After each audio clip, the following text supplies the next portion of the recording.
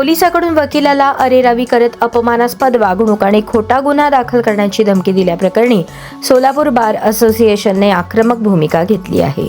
या प्रकरणाची तात्काळ चौकशी करून दोषींवर कायदेशीर व विभागीय कारवाई करावी, अन्यथा 8 दिवसात लोकशाही मार्गाने तीव्र आंदोलन छेडण्यात येईल, असा थेट इशारा मंगळवारी सोलापूर बार असोसिएशनने सोलापूर शहर पोलीस आयुक्तांना एका निवेदनाद्वारे दिला आहे। सोलापूर बार असोसिएशनमधील एका वकिलाला 11 जून रोजी पोलीस प्रशासनाकडून अपमानास्पद वागणूक देण्यात आली होती। तसेच त्यांच्या वकिली व्यवसायाच्या कामकाजात अडथळा निर्माण करून खोटा गुन्हा दाखल करण्याची धमकीही देण्यात आल्याचा आरोप करण्यात आला आहे। या गंभीर प्रकाराबाबत संबंधित पीडित वकिलाने 12 जून 2026 रोजी पोलीस आयुक्तालय कार्यालयात लेखी तक्रार दाखल केली होती। या प्रकरणाची दखल घेत सोलापूर बार असोसिएशनचे अध्यक्ष ॲडव्होकेट बाबासाहेब जाधव यांच्या स्वाक्षरीने पोलीस आयुक्तांना निवेदन सादर करण्यात आले आहे।